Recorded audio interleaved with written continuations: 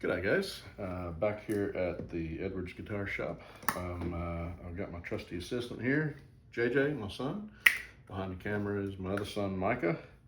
And we're going to be gluing the top onto the Silky Oak guitar that we were making before. Showed you the inside, how we shellac the insides, both the back sides and the top as well. Now it's time to glue up, and so we want to start that off. Okay, if you want to hold that for just a second, we'll start this off by using some Titebond Original. And so when I do this, the little trick I use this finger here as a guide, just to hold me on the side so that the glue bottle doesn't go everywhere. So we're going to start here and begin just laying a bead of glue down like this, and occasionally we'll have a little bit of a mess, but we can always clean that up, not an issue.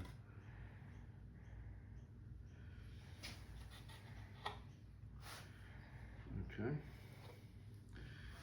and you notice I like working around this bench here so we can get on both sides. Makes it really easy that way. And also, I've used an old yoga mat as a cushion to set the guitar body on. That way I don't have to worry about anything scratching, denting the top or the back while we're in the process of building. Now you'll notice also I'm just dabbing the glue on. I don't want to wipe it off. I just want it to spread out and stay in place. So I'm just going to dab all the glue in place like this.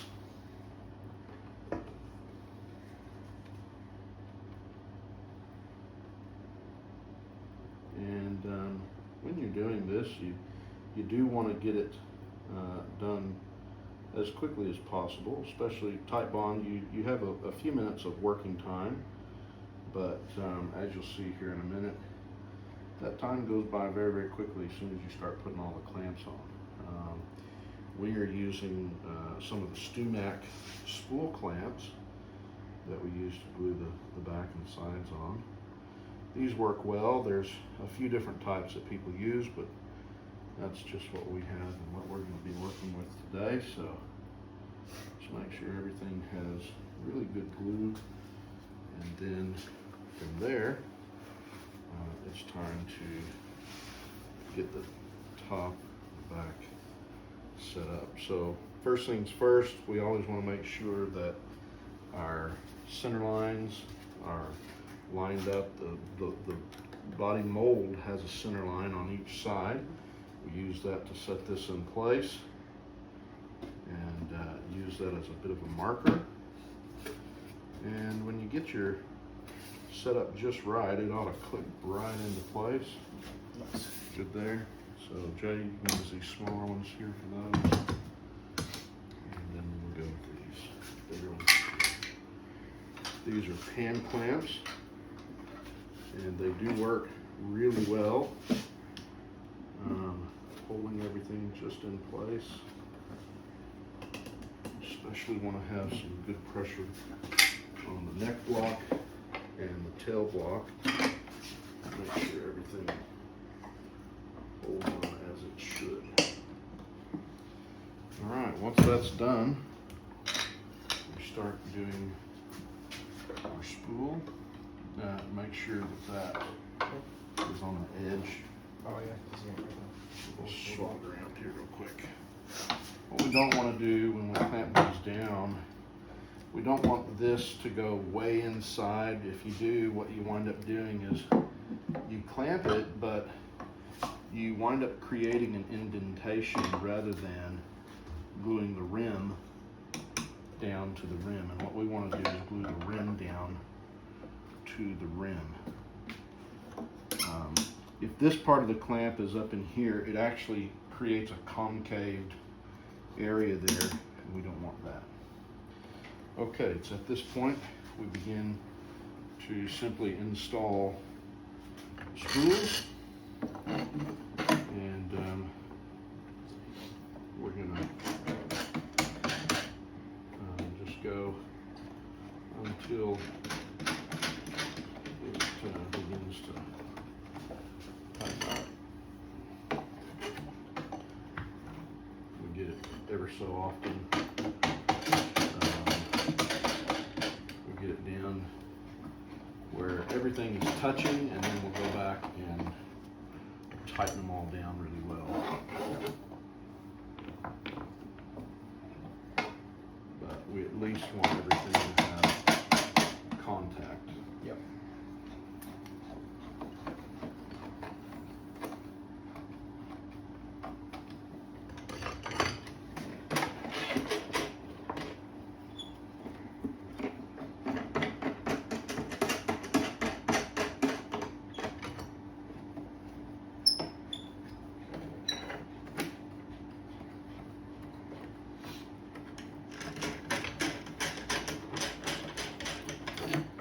So at the moment, I'm just going every other one, and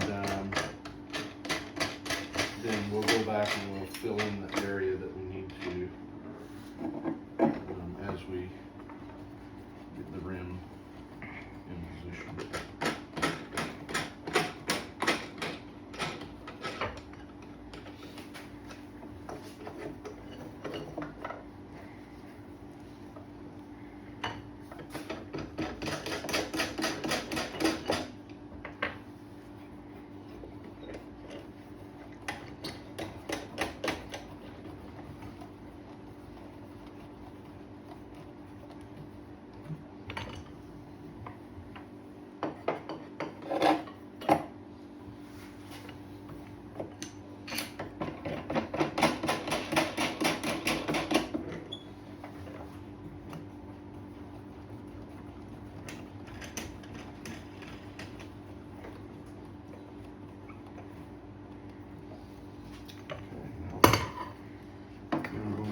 Filling in the space, making sure we get a really good white surface all the way around.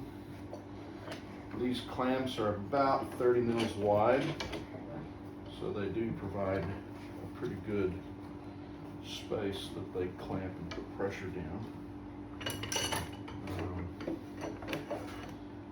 And the other thing is, we're not just going crazy tightening these down. We just want a good pressure, good squeeze out everywhere, and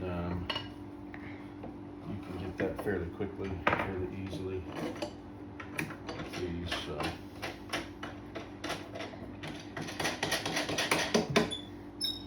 However, by the time you finish, your forearms are letting you know about it. Here's the other ones.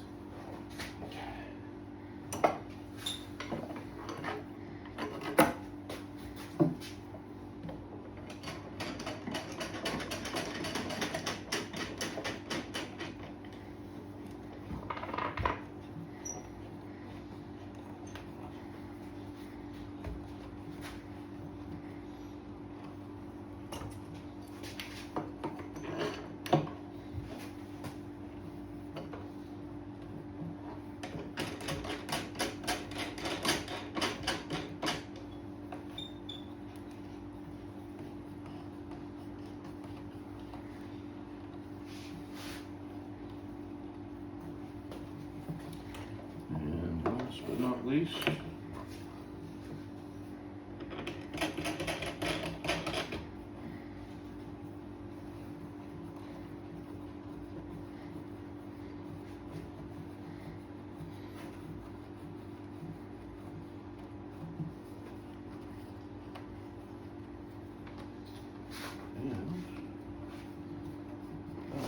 was pretty good.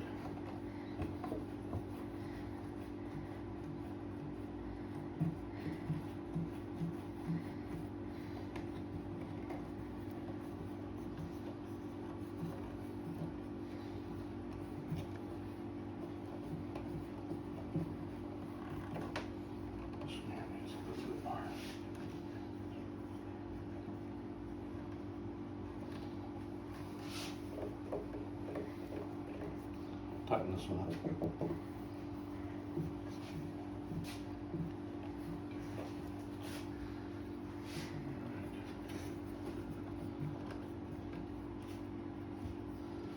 And now we just go around and check it for good squeeze out. We want little bits of glue squeezing out in various places. And it looks like we've got just exactly that all the way around. Yep. Thing of beauty. Oh, that's a nice tight top right there. When you have a guitar that's built right, when you put your hand over the sound hole and tap it, there'll be air that pushes out of there. In fact, let's demonstrate that for just a second. Jay, get one of the paper towels. Oh, get off the roll there. One of those. Lighter and let it blow it out. No, I just want it just single fold. I want you to hold this right there. Yep. And let's see what happens. Now hold it still. Yep. So you'll see it comes out and then it sucks back.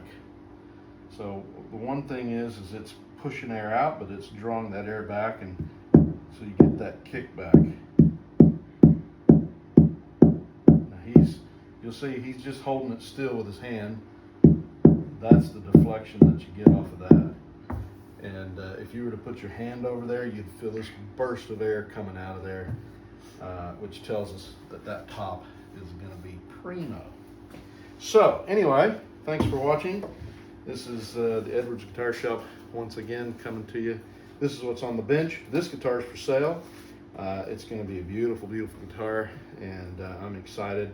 It's got the Silky oak back and sides, master grade spruce top, has a bit of spalting in here, which looks really nice.